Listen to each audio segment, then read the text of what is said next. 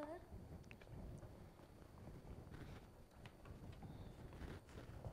Good evening sir. Good evening.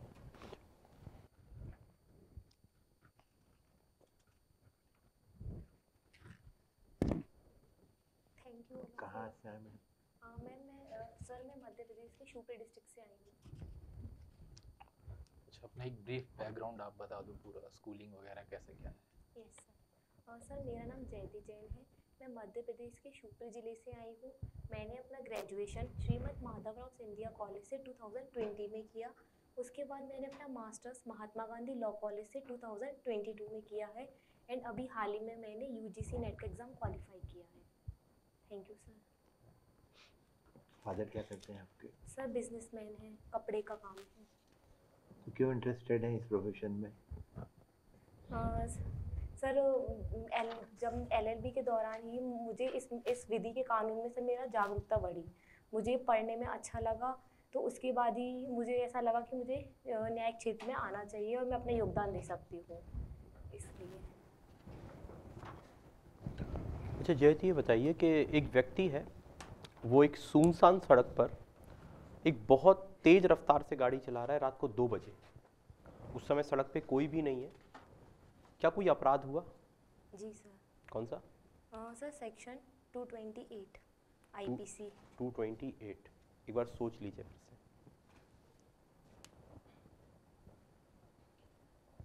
Sir 226। 226 कौन सा अपराध हुआ? ऐसा नॉन कॉग्निजेबल ऑफेंस। अपराध का नाम? Sir rest and driving vehicles in a public way. It is section 279। ठीक है, इसलिए Sorry, मैंने बोला था, कोई दिक्कत नहीं। अच्छा ये बताइए, जैसे अगर कोई व्यक्ति है जो गलत क्वेश्चन कर रहा है किसी महिला से, ऑब्सीन क्वेश्चंस कर रहा है, मतलब एडवोकेट है, ऑब्सीन क्वेश्चन कर रहा है। Yes sir.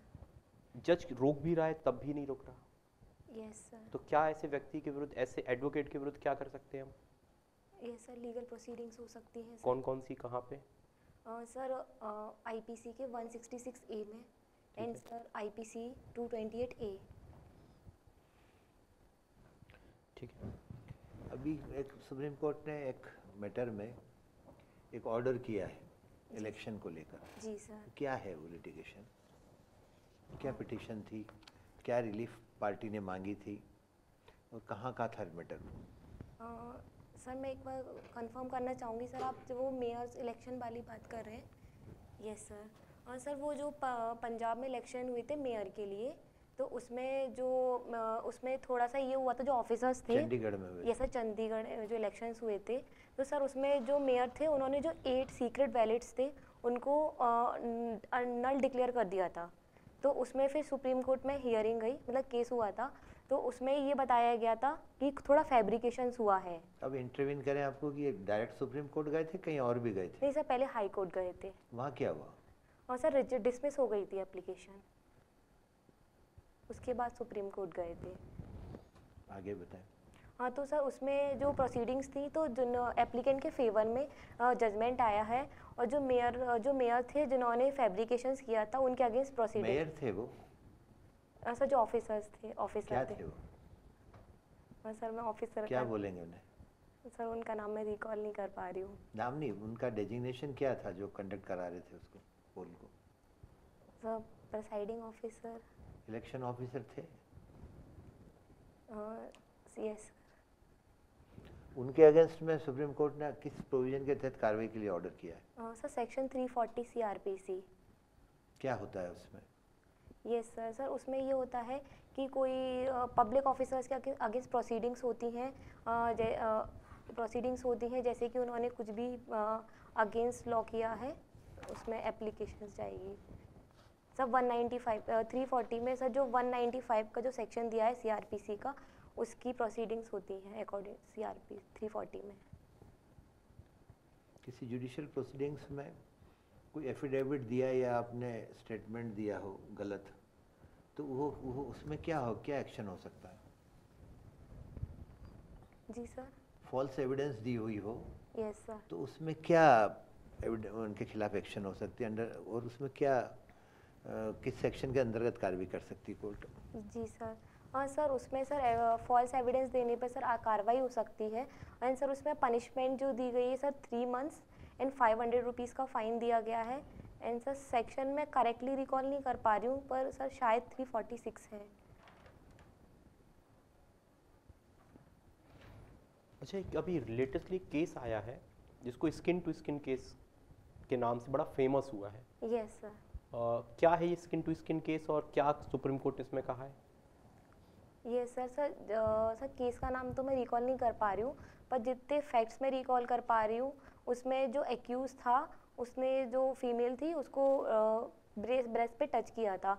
तो उसमें जो हाई कोर्ट ने जो गाइडलाइंस दी थी उसमें ये बोला गया था कि उसको स्किन नहीं माना गया था, पर फिर सुप्रीम कोर्ट ने बोला कि उसमें लाइबल माना जाएगा क्योंकि उसमें जो उसमें सेक्सुअल इंटेंट देखा गया था, कि उसमें ये नहीं देखा जाएगा कि आपने टच किस वे से किया, कि क्लॉथ पे टच किया है या फिर किया है, पर इंटेंट देखी जाएगी उसमें आपकी।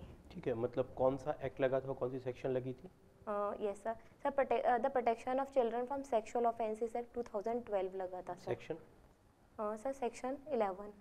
सेक्शन 7 सेक्शन 7 लगी थी इसमें, ठीक है। Yes sir. और अच्छा ये बताइए, पीसीपीएनडीटी एक्ट है आपके सिलेबस में, यस सर। फुल फॉर्म क्या होता है पीसीपीएनडीटी का? Yes sir, the pre conception and pre natal diagnostic act.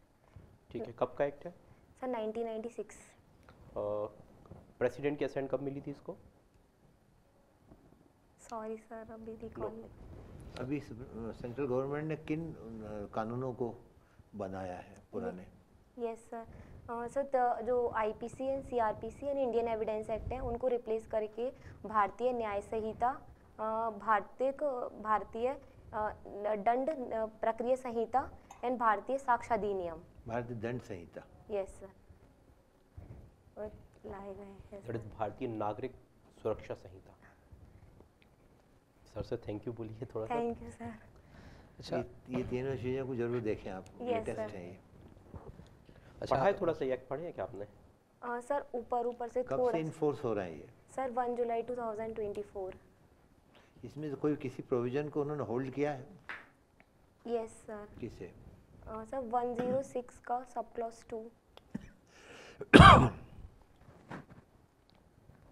Yes.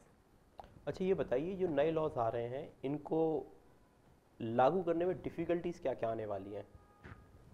Yes sir, sir उसमें सबसे बड़ी डिफ़िकल्टी तो सर ये है कि अभी उनको सब थोड़ा सा नॉलेज होनी चाहिए, जैसे जजेस हैं, एडवोकेट्स हैं, तो सर सबको उनको थोड़ी सी ट्रेनिंग की ज़रूरत रहेगी क्योंकि सबको पुराने लॉस पता है, तो इसीलिए थोड़ी और सर सबसे पहले सर अभी सेंट्रल गवर्नमेंट ने ये बोला है यूजीसी की गाइडलाइंस में कि जो न्यू सेशन आएगा उसमें न्यू क्रिमिनल लॉ को पढ़ाया जाए जिससे थोड़ा सा लोग अपडेटेड हो जाएं। लास्ट में एक क्वेश्चन आपसे पूछना चाहता हूँ, आपके व्यूज़ जानना चाहता हूँ। यस जैसे लॉ तो बन गया, यस एक तारीख भी अपन ने निश्चित कर दी कि 1 जुलाई से एप्लीकेबल होगा, सर। लेकिन क्या आपको पर्सनली नहीं लग रहा कि बहुत ज़्यादा जल्दबाजी हो रही? क्योंकि 3 महीने में क्या लगता है कितनी जल्दी एडवोकेट्स, बहुत सारे सीनियर एडवोकेट्स भी हैं जिनकी उम्र 60 साल से ऊपर भी है, क्या वो इतनी जल्दी चीज़ें पढ़ पाएंगे? यस पर्सनल व्यू आपके जानना चाहता हूँ मैं। सर समय तो लगता है, पर सर मुझे ऐसा लगता है सर कोई इशू इतना नहीं होने वाला है क्योंकि सर जो जजेस एंड एडवोकेट्स हैं सर उनको डेली ही इस फील्ड में है तो उनको डेली ही पढ़ना होता है सर। और सर जो अभी गाइडलाइंस आई है यूजीसी की एकेडमिक्स और उसमें ट्रेनिंग का बोला गया है सर 3 महीने में सर थोड़ा तो ग्रैप्स हो जाएगा एंड सर समय के साथ हो जाएगा सर। 304A में जो पनिशमेंट है वो क्या किया है नए प्रोविजन में? यस सर उसमें सर 7 ईयर एंड 10 लाख का फाइन बताया गया है एंड आईपीसी में 2 इयर्स का फाइन था, 2 इयर्स की इम्प्रिजमेंट थी। अच्छा, मैं आपसे करंट से पूछता हूँ चीज़ें, जैसे सुप्रीम कोर्ट ये ऑर्डर कर रहा है कि आप महिलाओं को भी इक्वल रिप्रेजेंटेशन दो आर्मी में, ठीक है? Yes sir. तो आपके इस पे क्या ओपिनियन है, क्या होना चाहिए equal representation in defence field? आपको क्या लगता है? सर बिल्कुल होना चाहिए सर। अच्छा, किस बेसिस पे आपको ऐसा लग रहा है, क्या ग्राउंड्स हैं, मतलब क्यों, मतलब आप कह रहे हो कि होना चाहिए? क्योंकि इटलास देखो, हमें बॉर्डर पे अगर फिर उनके ह्यूमन राइट्स का वायलेशन के भी केसेस काफ़ी आएंगे, है ना, क्योंकि आप बॉर्डर पे एट लास्ट हमें वहाँ पे कैपेबिलिटी भी देखनी है। नो डाउट मैं ये नहीं कह रहा हूँ कि womens are not that much capable, yes sir. But आपका किस बेसिस पे ये ओपिनियन है कि हाँ वुमेंस को इक्वली रिप्रेजेंटेशन आर्मी में होना चाहिए? और सर मुझे ऐसा लगता है सर, महिला सशक्तिकरण, आज की जो महिला है सर वो मतलब वो हर काम में आगे बढ़ रही हैं, तो सर इतना कोई इशू नहीं आएगा सर, वो मेंटली और फिजिकली स्ट्रांग है सर। ठीक है। आपने जीवाजी यूनिवर्सिटी से, मतलब आपका एफिलिएटेड कॉलेज था, है ना? Yes sir. तो माधवराव सिंधिया कॉलेज था आपका और जीवाजी यूनिवर्सिटी थी, जी तो सर। रिलेशन माधवराव सिंधिया और जीवाजी के बीच में कुछ आप बता पाएंगे क्या, क्या यस था? सर, फादर एंड सन का सर, जीवाजी राव सिंधिया थे, वो Okay. माधवराव सिंधिया के फादर थे। ठीक है। आपने एक हॉबी अपनी लिखी है कुकिंग, है ना? Yes sir. तो आप ये बताओ कि आपने इस हॉबी का आप कैसे यूज़ कर पाओगे इस फील्ड में? Yes sir. और सर मेन जैसे कि मुझे स्ट्रेस हुआ, ऐसे मेरा थोड़ा पढ़ने में मन नहीं लग रहा है, तो सर मैं मोस्टली क्या करती हूँ सर, मैं कुकिंग करती हूँ सर, जो मेरा फैमिली को खाना खिलाना मुझे पसंद है सर, इसीलिए सर तो मेरी स्ट्रेस रिलीज हो जाती है कुकिंग करने से। अच्छा, नहीं तो अगर आप जैसे मैं ये पूछ रहा था बेसिकली कि आप एज एडीपीओ वर्क कर रहे हो, ठीक है? Yes sir.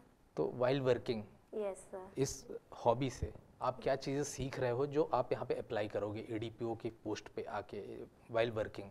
Yes sir. Sir जैसे कि सर एडीपीयू में सर एक आपको हर तरीके की नॉलेज होना चाहिए, हर टाइम पे अवेयर होना चाहिए, तो सर कुकिंग में भी मेन चीज़ ये है कि आपका माइंड स्टेबल होना चाहिए कुकिंग में।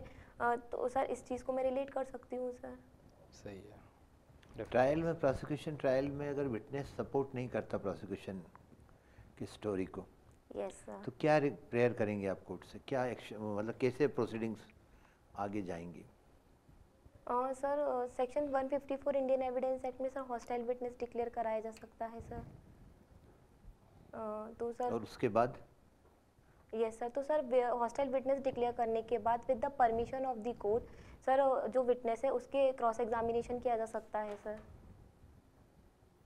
तो उसमें क्या क्या और आपको अधिकार मिलेंगे उस विटनेस को एग्जामिन करने के लिए? कैसे क्वेश्चंस पूछ सकते हैं आप उसमें? क्रॉस एग्जामिन तो होगा नहीं। Yes sir. स्टाइल किया आपने, फिर आप कैसे क्वेश्चंस उनको पुटअप करेंगे प्रोसिक्यूशन स्टोरी में? Yes sir. जो उसका अर्लियर स्टेटमेंट हो या एफआईआर हो, यस सर। तो कैसे उससे आप पूछेंगे सवाल? सर सर उसको हॉस्टाइल डिक्लेयर करने के बाद सर कौन से क्वेश्चंस पूछ पाएंगे, कैसे पूछ पाएंगे? Leading questions. ठीक, यस सर। लीडिंग ही पूछते हैं उसमें कि Yes, वो जो क्रॉस एग्जामिनेशन में जो पूछे जा सकते हैं वो सवाल पूछे जा सकते हैं, यस सर। वो पुटअप की जा सकती है स्टोरी जो Yes. प्रोसिक्यूशन की है हॉस्टाइल करने के बाद। Yes sir. Sir leading questions पूछे जा सकते हैं। अच्छा जयति, ये बताइए आप में वो कौन कौन सी ऐसी क्वालिटीज़ हैं जिसकी वजह से हम आपको एडीपीओ बनाएं? Yes sir. सर सबसे पहले मैं हॉनेस्ट पर्सन हूँ सर, पेशेंस मेरे अंदर मात्रा में है sir. Sir hard working and sir focus person हूँ मैं sir. And sir communication skills मुझे लगता है ठीक है। ठीक है। अच्छा ये बताइए, आपने बोला कि ऑनेस्ट पर्सन है, यस एक सर। एग्जांपल बताइए अपनी ऑनेस्टी जिससे आपकी प्रूफ हो पाए। Yes sir. सर जैसे कि मुझे मैं ये नहीं सोचती हूँ कि अगर मेरा सच बोलने से सामने वाले को क्या फील होगा, पर अगर मुझे मतलब if वो सही बात है तो मैं बस अपना पक्ष सामने से रखती हूँ सर। ठीक है। अच्छा, आपने ऑनेस्टी की बात की, ऑनेस्टी से रिलेटेड एक वर्ड है integrity, honesty and integrity. Yes sir. तो आपके अंदर इंटीग्रिटी भी है कि सिर्फ ऑनेस्टी है या दोनों है, कैसा क्या है? आप सर- एग्जांपल देके बताना मुझे दोनों के। जैसे आपने ऑनेस्टी का एक एग्जांपल मुझे दिया, आप ऑनेस्ट हो, इंटीग्रिटी आपके अंदर है आप कह रहे हो, अगर तो उसका Yeah. कुछ आप प्रैक्टिकल एग्जांपल बताओ जो आपने फॉलो करा हो, ऐसा कुछ। कोई डिफरेंस है इन दोनों वर्ड में क्या? ये सर डिफरेंस है। अच्छा, कैसे बताएं आप थोड़ा? सर हॉनेस्टी में सर ये होता है कि सही बोलना, कि आप ये नहीं देखेंगे कि सामने वाले का, पर सर इंटीग्रिटी में ये रहता है कि सर सामने वाले के बारे में सोचा जाता है सर। अच्छा, यस सर। ठीक है sir, thank you. Okay. Thank you. Thank you sir. Have a good day.